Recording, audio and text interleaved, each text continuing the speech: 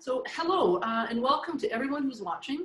My name is Ellen Kartz. I'm the Communications and Partnerships Coordinator with the Writers Guild of Alberta and also the Assistant Editor for WestWord magazine. This video is part of an interview series I'll be conducting on behalf of WestWord, speaking with some local Edmonton writers talking about the work that they are doing here in this ongoing fight against racism. The WGA has made a commitment to stand with writers, artists, and Canadians in that fight, and their commitment is the springboard for this interview series. I think before we begin, it's important to recognize that it's a privilege to hold this conversation here on Treaty 6 territory. This is a traditional meeting ground and home of so many Indigenous peoples, including Cree, Saulteaux, Blackfoot, Métis, and Nakota Sioux. In our conversation today, it's my hope that we honor the memory of so many peaceful conversations that have been held here on Treaty 6 territory for centuries. So today, I'm really excited to be speaking with Nisha Patel. Hi Nisha, welcome. Thank you for talking with me today. I appreciate it. Hi. Hi. Nisha Patel is an award-winning queer poet and artist. She is the City of Edmonton's Poet Laureate and the 2019 Canadian Individual Slam Champion.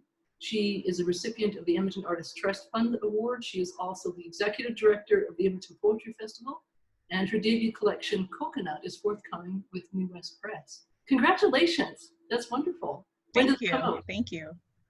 When It's scheduled for April 2021, so fingers crossed that everything remains on schedule. Right, yeah, we've heard that from a number of WGA members that books are being delayed and shuffled around because of the pandemic. So, Yeah. Well, I can't wait to see it. This is very exciting. Yeah. It is very exciting. I just sent the final edits off, and it was a big process of letting go. So I'm excited to have it out in the world after so many years laboring over it. Oh, sure. Yeah, to actually hold the book in your hands as a finished artifact, you know? Yeah. Mm-hmm. Yeah. Yeah.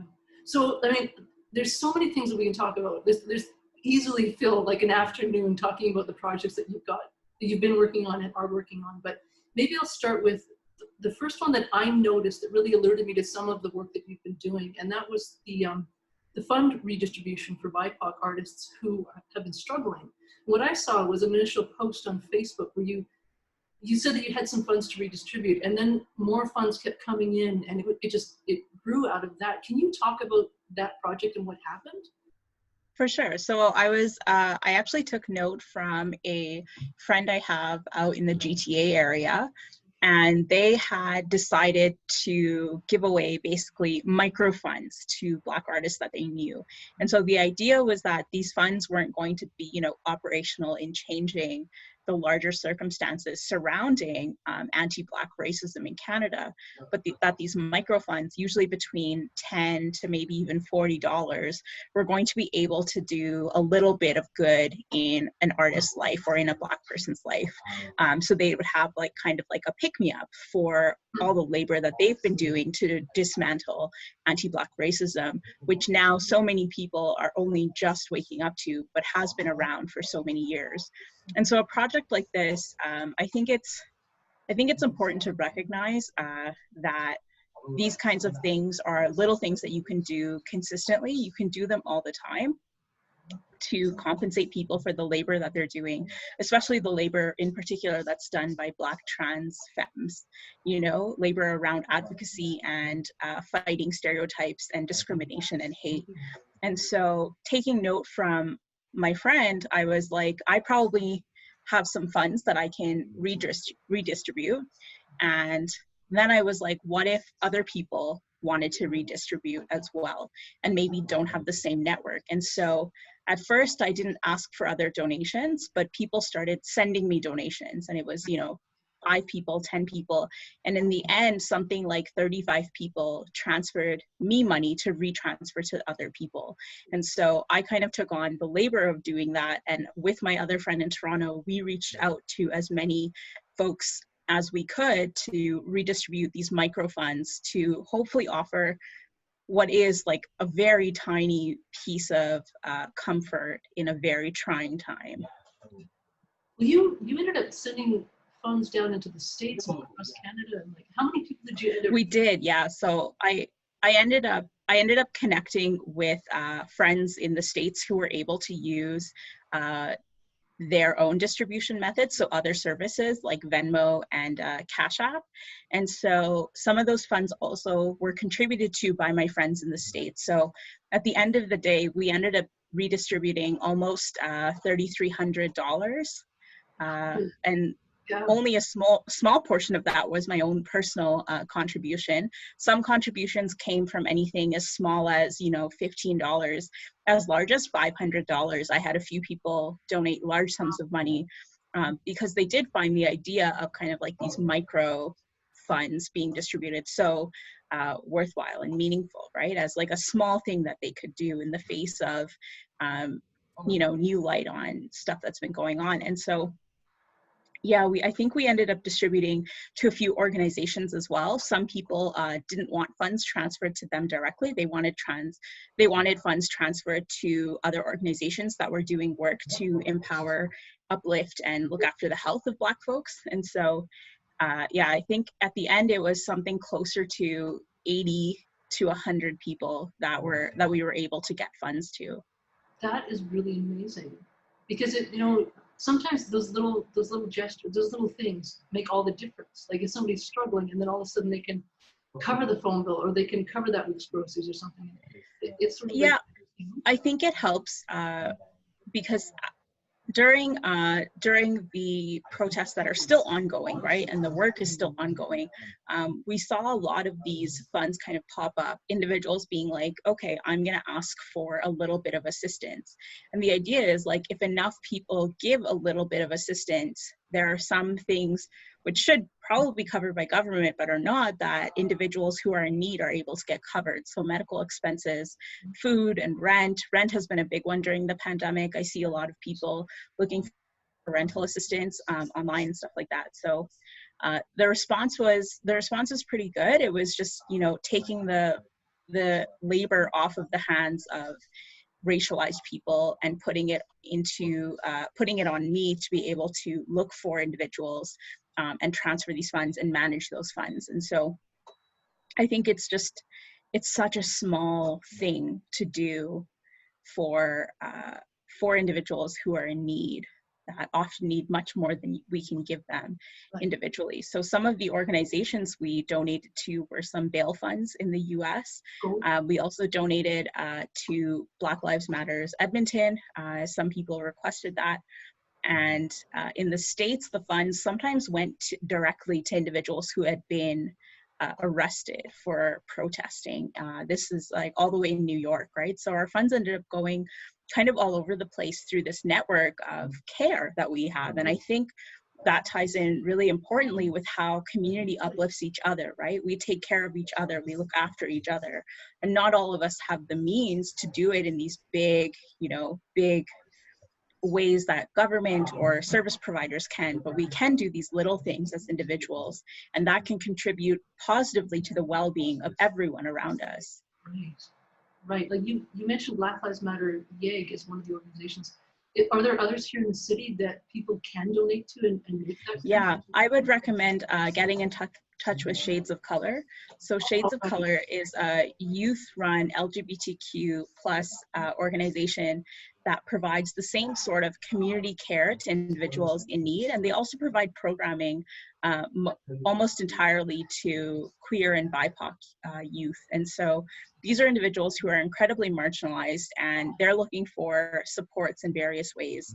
And so sometimes, you know, they offer workshops and they're able to pay their artists to offer workshops to their patrons. Other times they're able to provide food and meals and grocery cards, like little things that the Redistribution tried to do, but they've been doing it for a very long time. And so like, I definitely don't want to take credit for the idea, because these kinds of things have always existed. It was probably just the first time that I myself had engaged in it. Wow, that's amazing. Actually, that's interesting, because it makes me think about another project of yours that I saw. You and Edmonton's Youth Poet Laureate put together the Open Letter to City Council this year. And it was looking at the same idea, fund redistribution, but on a much larger scale. Can you talk about that? Because it touches on... Yeah, I think for both of us For sure. And both the Poet Laureate, myself, and the Youth Poet Laureate right now are BIPOC folks, right? The Youth Poet Laureate is a Black Somali Canadian who has been working quite a bit on reform measures and stuff like that.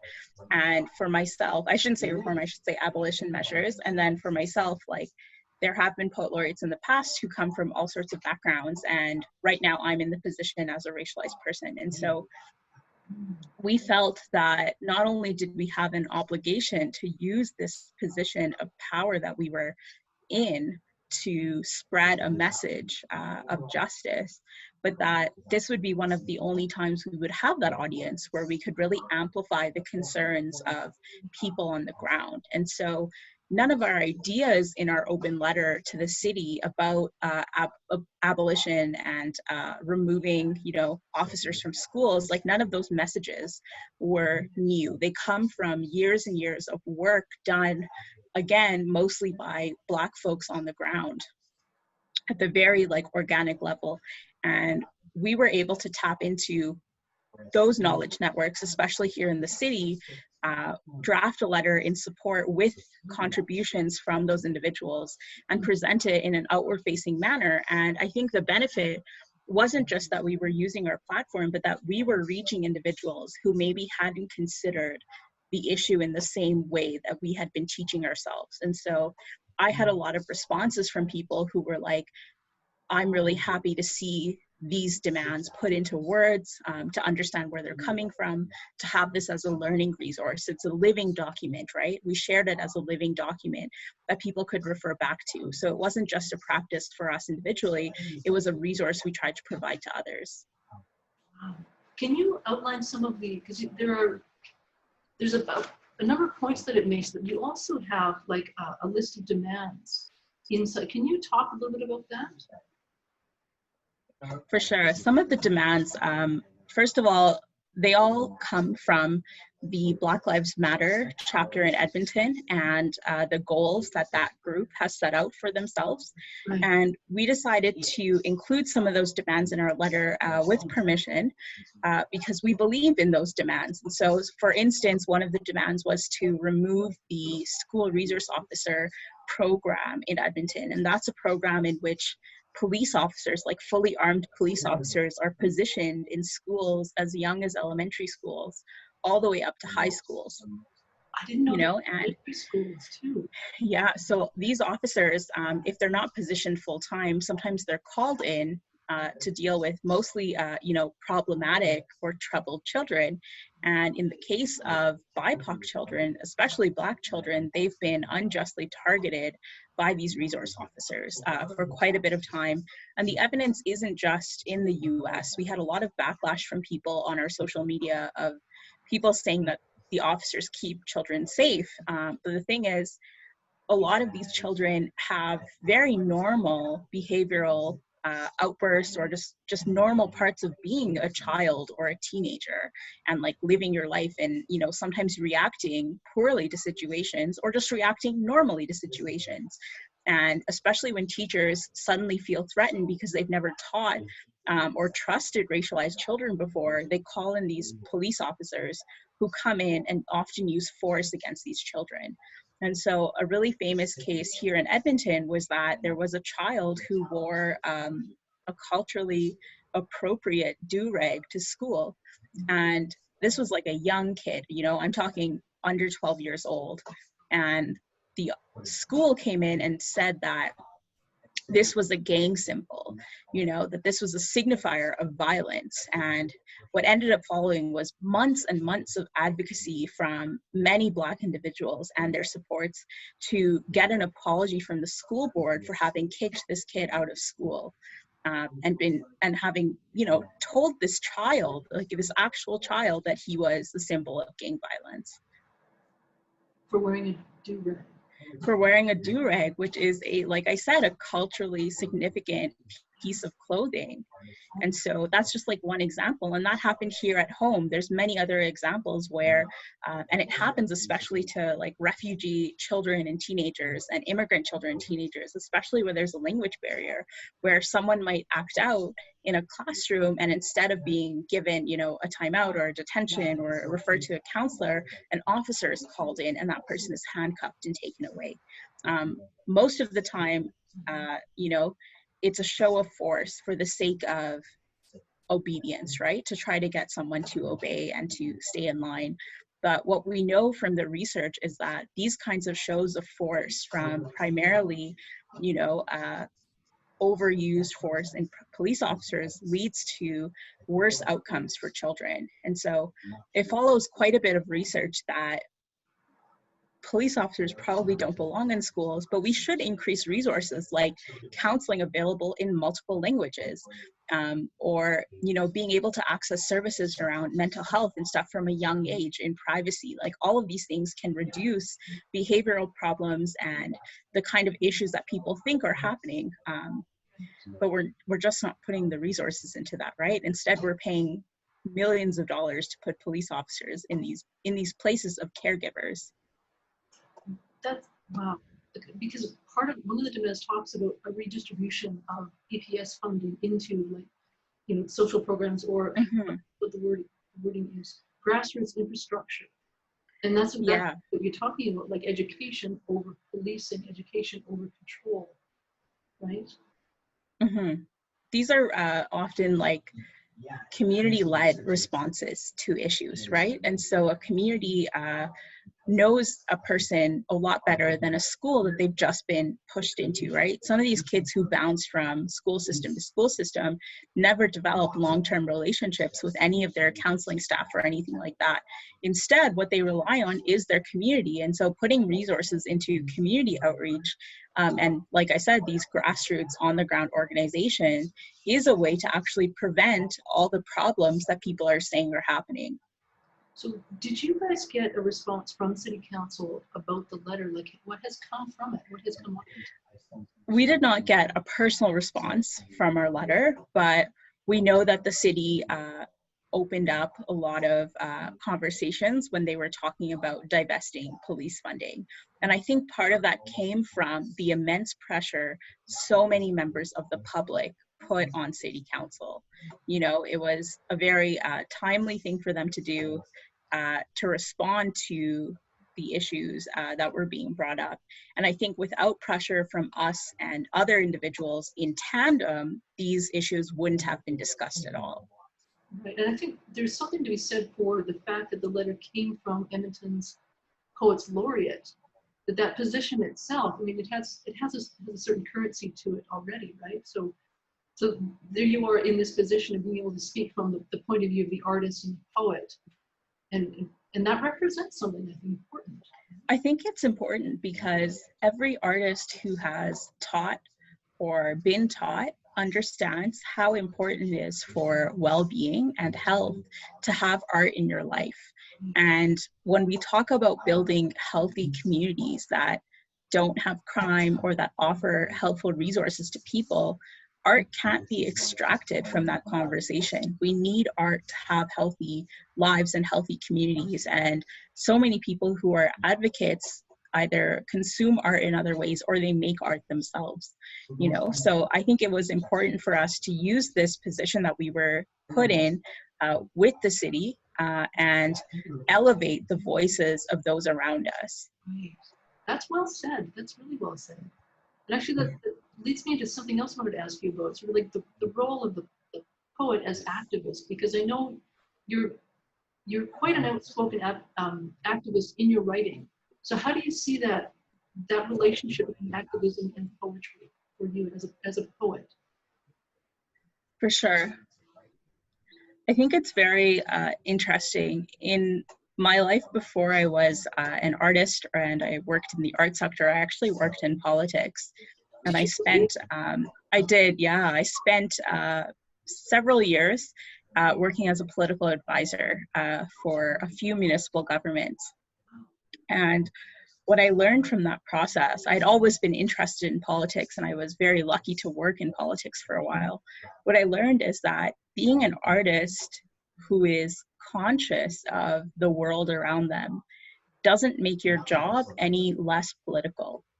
In fact, now you're using your own personal voice to elevate what you see and what affects you. And especially as BIPOC folk, as racialized folk, as queer folk like I am, as marginalized folks, the issues that affect you take up so much more of your life and your time.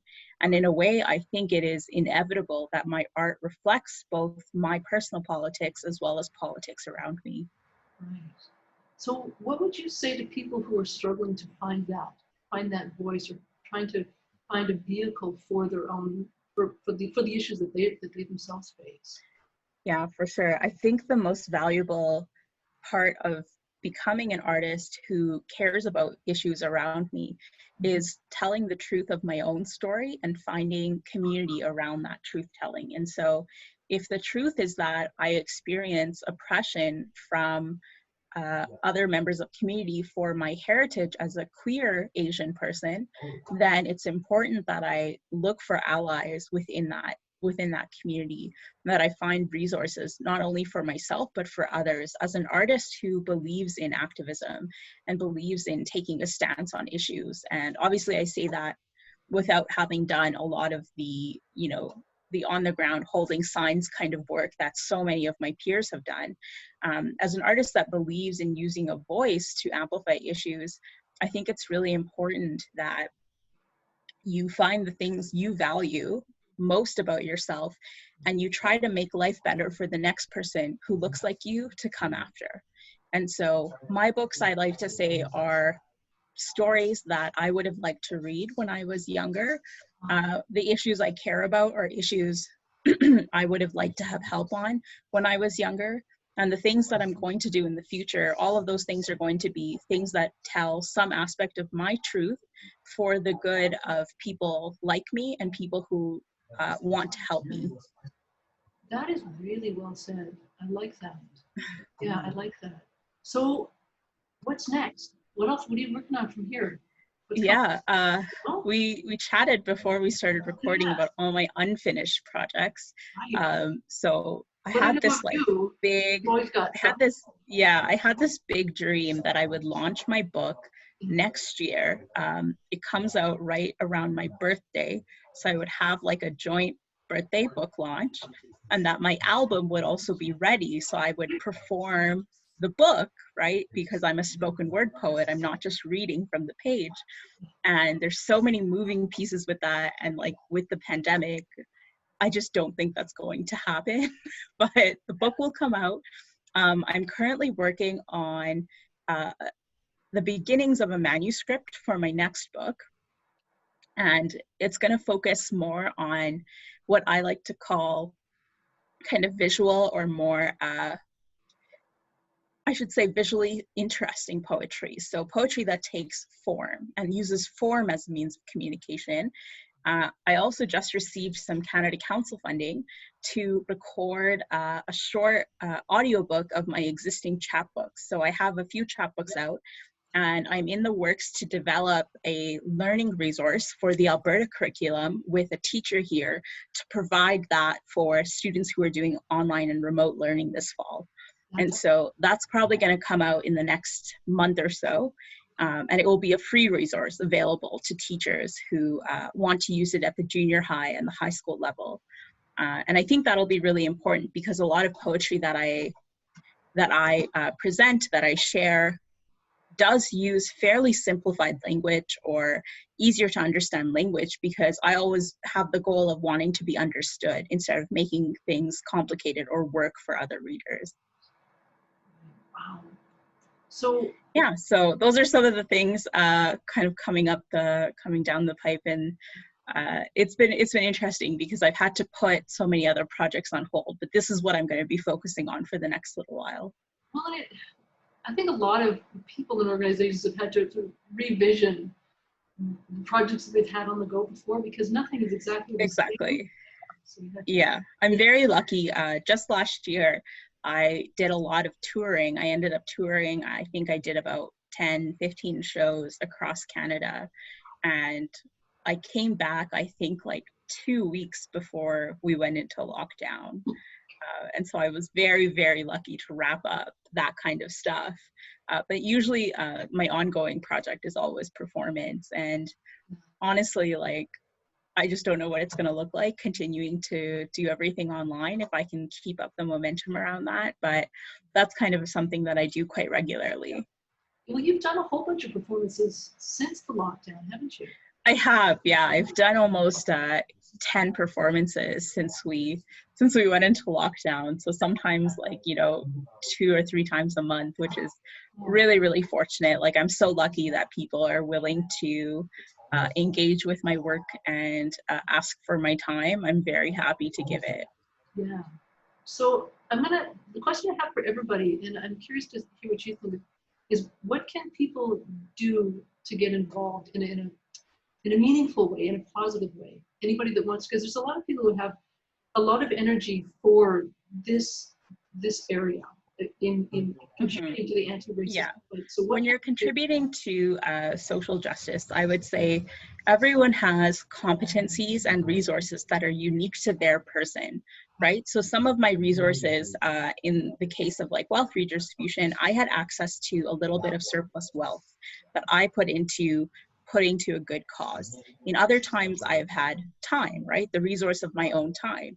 Other times, it's been the resource of being able to teach individuals how to do a workshop or how to write a grant proposal, So using the skills that you have that are unique to you, how can you share those skills with individuals who might not have access to the same opportunities that you've had?